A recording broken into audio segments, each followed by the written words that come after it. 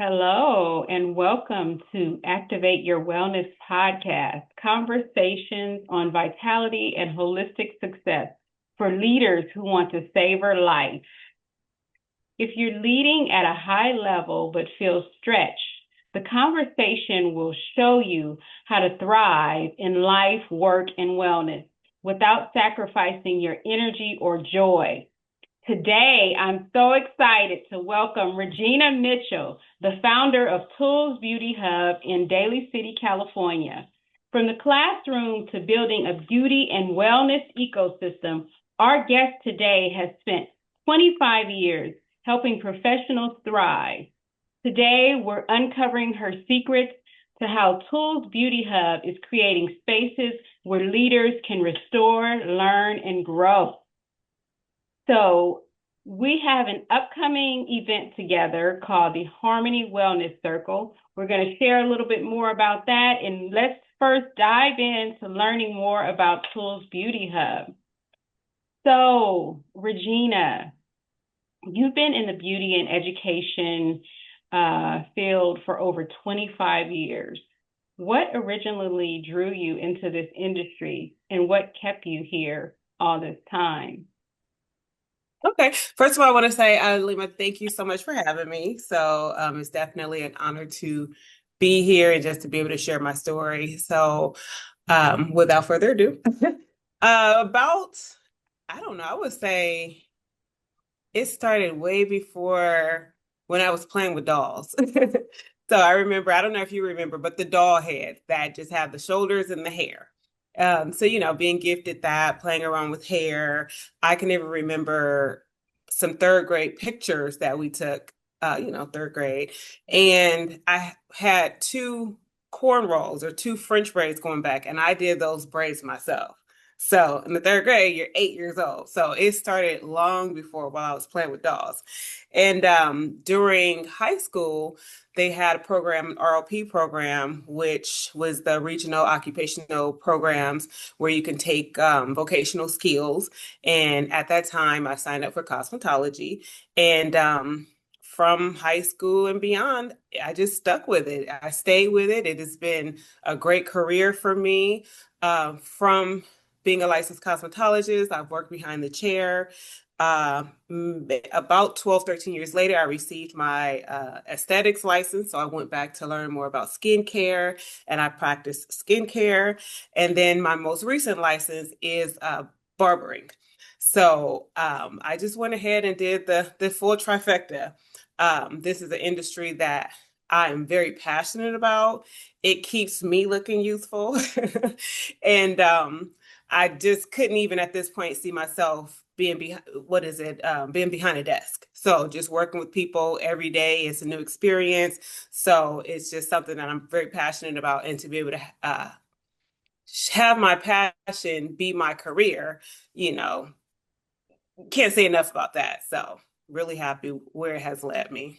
Yes, and fast forward to some of the things that you're doing today, working with students Mhm. at community college and Tools Beauty Hub. Lead us into what's going on with those ventures. Okay. Licensed for about 25 years. Going into teaching, I think I calculated about 15 years, which I can't even believe. I moved to Atlanta to go to college. So after I received my degree in journalism, came back home and really just didn't know what to do. And I saw a post for an instructor at a local community college. And I was like, teaching, like who's gonna listen to me teach? And that was really my thought, like, okay, how's this gonna work? And so looking at the criteria, I didn't feel that I met all of the criteria, but I had the opportunity to get additional training or teacher training to help to prepare me to take on one of those positions, not that exact one, but went into a teacher program training. And then right out of that training, I received my first job. And when I say right out of that training, I mean literally a week later, I received my first teaching job in 2009. So that was just where it started. So once I started teaching, um, I was really huge on, um, excuse me, I was really huge on advanced education. So not just stopping where you're at, but this is a ever evolving industry. So just always continuing my training, always continuing my research. Everybody at my job knew me to be the researcher. And so with that, I found the current position that I'm in, which is at a community college. So I'm an associate professor in cosmetology. So who would have thought, once again, my passion, my love for the beauty industry, and my career being able to just perfectly align. And in that position, I meet the most wonderful people. And those are the students that are coming into my classroom. Some of them have already owned businesses. A lot of times they just come to me because they need to be officially licensed. So, just meeting wonderful people that are forward thinkers who are really passionate about this industry, such as myself, and just really being able to pass the baton. And so, with teaching, with meeting and touching the lives of so many students, it led me with their motivation. Well, I was motivated by them, but it led me to open up my own space. And that's where Tools Beauty Hub came into play. I never wanted to own a salon, never wanted to really do the day-to-day management of renters or people, things like that. So we know how salons and spas work. So what Tools actually does is it brings a community of beauty professionals to come in and to be able to host workshops, um, take training classes, if they needed to update their headshots or photo shoots or anything like that, create content. So really just making it a space for beauty professionals to come and thrive and network. That's And so that wonderful. was, yeah, so that was motivated definitely from my students. Yes. Well, that sounds like a great place for people to come and learn new skills. How did your Mhm. early experiences shape your philosophy today, like from everything related to hair and skincare and education and all of that? Because I know it's like you're a master teacher now, um, providing um, a lot of dynamic skill set. So my philosophy to teaching, well, I'm always about passing it forward, playing it forward. So bringing in the new generation, the next generation to learn these skills because, of course, somebody poured into me. And even with the position that I currently hold, someone poured into me. And someone looked out for me to even know that this position was open. So it's really all about networking, communicating. Communication is big. So, like I tell my students now, well, I can't help you if I don't know. So, my philosophy around that is if I can, for me as a teacher, as an instructor, if I can keep open communication and really helping students to feel comfortable and safe, then we can go far. We can go far, but I need to know where it is that I can help you, you That's know? great. Being able to hear where the gaps are and be a good Mm-hmm. listener, that's powerful. What made you shift from being a practitioner to becoming an educator and now an ecosystem builder with Tools Beauty Hub? Woo. So, as we said, 25 years, or over 25 years in the industry. Um, I'm tired. You don't I look was tired. tired. So no, seriously, just being behind the chair can be taxing on the body. And I was working behind the chair as well as teaching. So I would spend my days behind the chair and my evenings teaching. And I always said that behind the chair made me a better practitioner. Being a practitioner made me a better stylist or esthetician. But at some point, I felt like something had to give. And during the pandemic, that was really my time to just say bye. And that had been at that point over 20 years. And I did have a couple of body aches to sit me down as well. But just with all of that, it was just time to fully focus on what I really wanted to do, and that is to be an educator. So being able to step away and not having to divide my time and the time that I was spending as a practitioner, being able to continue to learn and continue to research and to continue to give my students what they needed was more important to me. At that moment. So not to say that my clients weren't important because of course they got me to where I am, but it was just time to shift and Mhm. take my energy to pour into the next generation. Mm.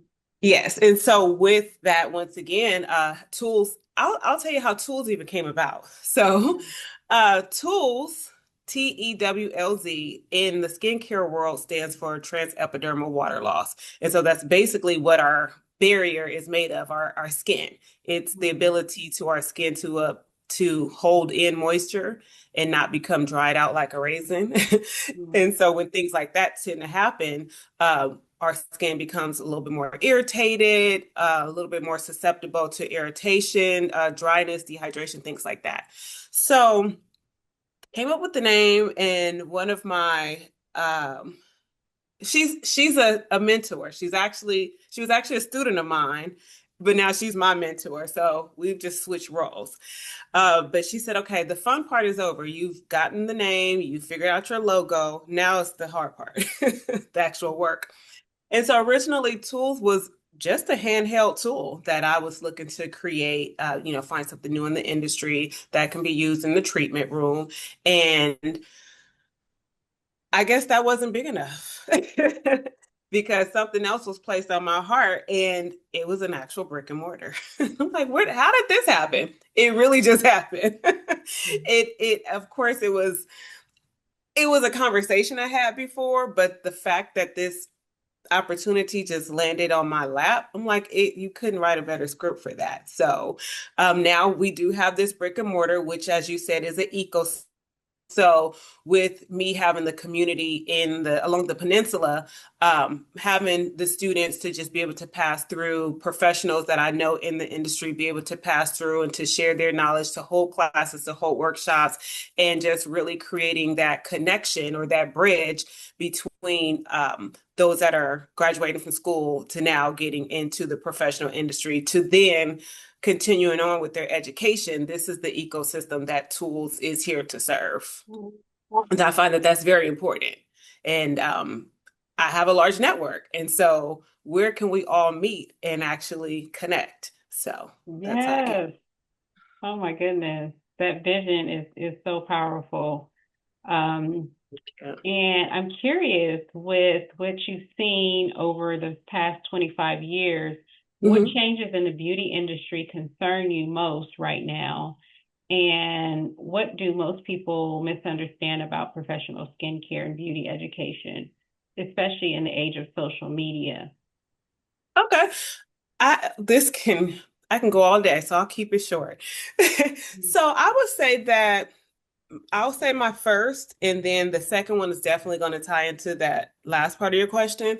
So the first change that I seen in the industry, and I was just having this conversation with a coworker today, is the fact that the testing that the students test to become licensed professionals is no longer a hands-on practical exam. Mm. So we are a hands-on industry. So I'm going to speak on that. I find that it can be a disservice. So currently there is a written exam that the students take here, at least here in California. The students take a written exam and to receive their license. And I'm going to say this, back in my day, we had to find a model. We worked live on a model. We were closely examined, and this is how we received our license. So just to see that change, and it happened during the 2020, everything that was going on during that time. But just to see that shift, I just find that it can be a disservice, right? So I would say that's the first thing. And then the next thing is trends on social media. So the different trends on social media. And I mean, It never fails, but I love when I have a new group of students and they, as I'm teaching foundations and fundamentals, and they're like, well, TikTok said, or I saw this on Instagram, and I'm like, Wow. yes, no, it's not even as good as Google. It's TikTok. And I'm Wow. like, hold on. And so, really just trending versus fundamentals and foundations. And Mm, so, really having to pull back on what's factual and what's fictional. And not to even say that there's not multiple ways to do things, but I like to get into, okay, well, let's talk about this. And so once we start talking about facts, how does that play into it? And then like, you know what, that makes sense. Like, no, why would I do that? So it's not a matter right. of that's wrong, don't do it, they're wrong. That's Yeah. misinformation. But it's a matter of let's take a step back and actually pick it apart. And because these things, because we've now learned different skin types and different skin conditions, how does that fit into this? And then that gives them a Yeah. moment to critically think, like, Yeah. okay, you might be right. So Mhm. I would say the trends, but I mean, I love to hear them because Yeah. I like to be on top of it too, like, Yeah. Yeah. so that I can speak to that. And so then your next part of the question, um, what does You kind of what people need to really, know about skincare? yeah, you kind of really answered it. But what you were talking about made me think about the importance of critical thinking and how, as an instructor, you're helping people to think more critically versus if they're Yes. taking an online class. They're actually most of your classes are in person now, right? Or some of them. Correct. Yeah, that's good. And you have a brick and mortar. So people are able to get that community feel and actually work with people because when you're doing hair and skincare, you have to touch people, make that Yes. human connection. Yes. And can you talk about how um, your industry kind of helps bridge the gap that is sort of being further and further apart, and that's the human connection. People still have to get together if they want to get their hair done or get Mhm. skincare. But people are inside more and more these days and Mhm. communicating a lot less. So Mhm. I'm interested in how tools could play a part in that and how the work you do at the community colleges could play a role in that. It just made me think about it just based on your experience. Okay, well, I mean, definitely the power of touch is everything. So Mhm. that's just it in of itself. So we are in a very intimate industry, so to speak, right? I've seen witnessed personally, and it wasn't a client of mine, but I've witnessed personally a colleague of mine who she was cutting a guy's hair and she noticed a mole in his head. And she let him know, hey, I noticed this. Have you noticed this? And the question is, there's like the ABCDEs of skin cancer. So I won't get into all of that, but basically there, because we can't diagnose, we can't say, oh, well, that looks like, but we ask a list of questions. So how long has it been there? Have you noticed any change, any color? And so after asking those questions, she said, well, I suggest that you see your physician.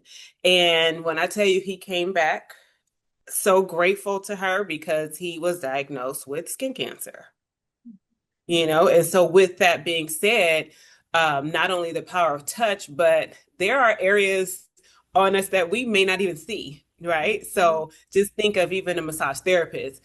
There may be something on our back where we're not able to get to or see. So us as service providers or practitioners, we definitely hold a space that is necessary. And I definitely try to communicate that with my Yeah. students, as well as just how you show up. So your nonverbal is people judge you based on your nonverbal before you even open your mouth. Yeah. So I always give an example. I'm like, okay, you come to school today and you may not want to take a client. and you're gonna, we do ask that you take clients, but it's like you can't just show up like, oh, I gotta take this client because the client's gonna feel that, Right. So before you've even opened your mouth, they're like, is everything okay?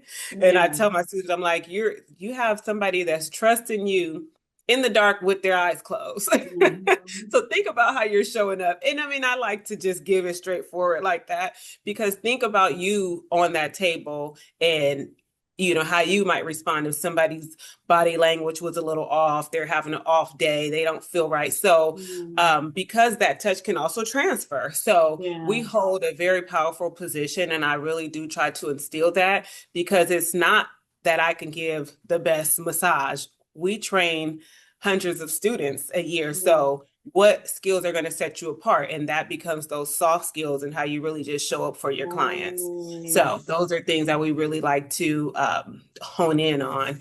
And, yeah. that's just going to carry on here in tools when we're working with each other, just building up those soft skills, having speakers come here to talk Mhm. about business, to talk about those soft skills and how you really, need to relate to your clients. Yeah. So, Oh, yeah. I'm so excited to hear more about some of the classes that you'll be offering soon. Um, what mistakes do you see beauty business owners making that cost them money or long-term success? Um, this is something I'm sure you have seen, and you might even be able to teach a class on it. So, just curious about your thoughts on that. Well, there has been an evolution in practitioners. And so when I talk about the soft skills, I would say not being able to connect to your client because of whatever reason, not having those customer service skills, can really be a downfall for your business. Mm, I'm very transparent when I say when I used to do hair, I was not the best stylist. I tell my students that. I said, but I will customer service you to death. So really just showing up. So I had clients who knew that they were going to be in my chair for 2 hours. They weren't going to have to sit there and wait all day. They were going to have a great experience when they got there. I wasn't going to come in from a hangover the night before or an attitude because I booked my day too early. So it's mhm. not going to be any of those things. And if it were, then I knew how to hide it, So I really think just being able to um, show up for your clients because they are spending their money and their time with you. I think that is a lost art, customer service, Yeah. and getting back to that is it goes a long way. Definitely goes a long. Wow. Okay, you Yes. have said a lot because that customer service piece, that's going to be so powerful to transmit to the next generation and learn how to socialize, how to communicate effectively. Because the Yes. hair salons and the barbershops, those are like places where people are getting um, their next life, their best life, Yes, exactly. renewing Yes, yes. themselves. And Yeah. professionals have to act accordingly. So we're going to speed through this interview and just talk a little bit about our Harmony Circle that's coming up. It's going to offer yoga, meditation, and visualization for professionals. It's at Tools Beauty Hub in Daly City, California. It's accessible by BART, close to the airport, Mhm. and there is parking at the location. It's a small, intimate setting, so we're going to have 20 people. And if you want to get in, you need to register now so that you can have your taste of comedic yoga taught by myself and get this wisdom with the sister circle and all of the professionals and other people that will be available to network with. Food is included. Bring your yoga mat. And if someone that's listening wants to take the next step, whether in beauty, wellness, or education, what should they do today? And where should they find you and connect with you? Okay. Well, thank you. So definitely we would love to see you at the Harmony Circle here at Tools Beauty Hub. And if you want to get in contact with me to teach a class, to take a workshop, if you need to update your headshots, or all the things beauty and wellness, then you can find me on all platforms, as well as the website at tools, spelled TEWLZ, beautyhub.com. And if you needed to get in contact via email, it's info at the tools, TheTewLZ.com. I want to thank Regina Mitchell for coming out for this interview. Any last words? Well, I just want to say thank you. So, to everyone out here, this is my first podcast of many. So, definitely want to invite all beauty professionals who are serious about taking their careers to the next level. If you need a space to educate, to train, if you are a product line who is looking for a community, who is looking to bring your products to the peninsula, then definitely check out Tools Beauty Hub. We are here to support you. Thank you. Yes. Thank you, Regina, for sharing your wisdom, vision, and incredible work happening at Tools Beauty Hub and your experience. So we may have a part two where you could share your skincare Absolutely. routine or some gems like that for us today. Absolutely. And we'd love to continue the conversation. Please subscribe and like this channel to keep it going. And Yes. also, we wanted to let you know it's the Harmony Circle, right? So Yes. Regina has some, let you know, be a part of the circle, right? Yes. Yes. We need you to complete the circle. So come on down. Definitely. Yes, it's February 22nd at Tools Beauty Hub in Daly City, California, right next to San Francisco. Yep. And it starts from 12 to 3. So come on down. Yep. Yes.